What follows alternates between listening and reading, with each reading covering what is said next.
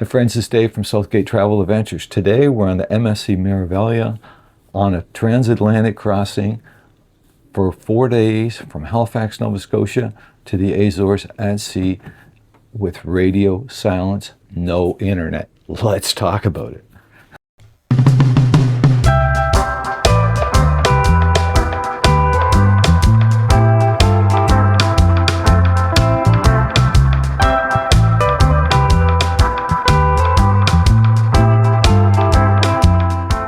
So the big story really is how it's been doing an Atlantic crossing with no internet. And I got to tell you, it's been pretty good. In a way, we don't even notice it anymore, and that's really what happens.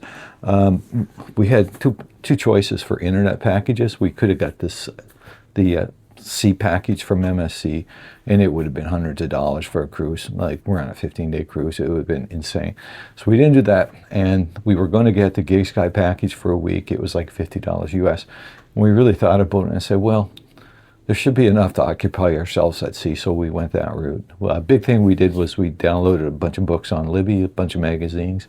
I actually started a history of Tragically Hip book, being a Canadian and a kind of a rock kind of music guy. I thought, well, that would be good. And I really enjoyed that. My wife Frida has downloaded her books, and so far it's been good. There's lots of activities at sea. The ship has the regular activities. None of them are really in our sweet spot. The gym itself is always busy and crowded, and we have zero interest in going. It's just too busy and too crowded. There's never seems to be a quiet time, so we just don't go. We spend a lot of time on deck when we can get down, just walking the deck, talking to people, and when the sun is out behind the clouds, from behind the clouds, we'll just hang out in the lounge chairs. It hasn't been warm enough yet to get into the pools. I suspect it won't be that until really Spain. So we'll see what happens. But so far we've been kind of passing our time like that. The food on board has been pretty good. Leaving Halifax, it was a little difficult food-wise because I guess there was a Canadian health inspector on board, and it kind of slowed down the kitchen. So a lot of the regular menu items weren't available, and the buffet was kind of sketchy, kind of thin, let's just say thin. So there wasn't a lot of selections the first day. But since then, the food's improved, and they're back into their grind, I would say. And so the food's been pretty good, and sometimes surprisingly good. You'll always have people that don't like MSC food, and we really haven't had a big concern with it. And if we get something we don't like, we just order something different, and they bring it, and we haven't had a problem with that. So I would say overall the food's been pretty good and pretty steady for us, so that's been good.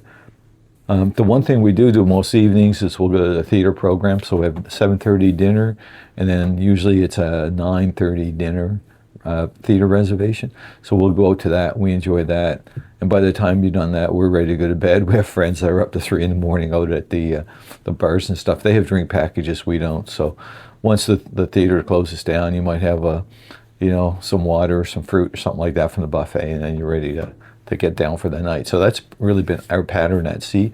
And the pattern at sea on these transatlantics is different than like a 4-day booze cruise or a 7-day cruise. People are here for the long term, and people just kind of settle in.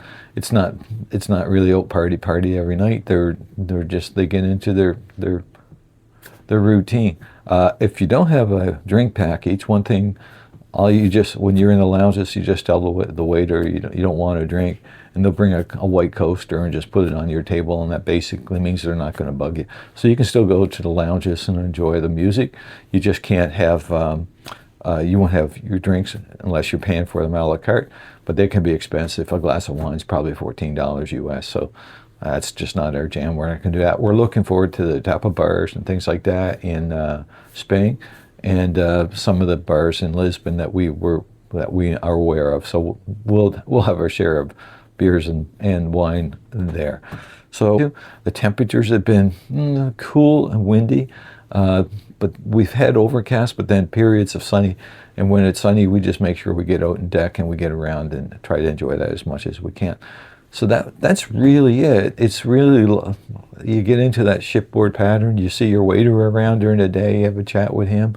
You see your friends around the ship, you have a chat with them, and you meet new friends. We had someone new joining us at dinner last night, so it's always interesting to find out. The interesting thing on these cruises is everyone has a story of where they came from to join the cruise, because you're on for at least 15 days. Where they're getting off and what their plans are after that. And some people we've met are here for like a 30-day cruise for 15 days, and a land trip for 15 days, and back to Canada or the U.S. Everyone has a different story. It's interesting finding out what's going on. So that's shipboard life, and it's enjoyable. We've been passing time. It's been pleasant. We really don't have any complaints. We're not bored. And we're just continuing on with our day. Anyway, I hope you found this interesting. Remember to like, subscribe. The next post I'll have coming up will be in the Azores, Ponta de Gala, with my AI guided port tour. So basically, I'll just take my phone and my gimbal, and we'll be following the directions that AI is giving us on what it thinks that we should be doing in the various ports.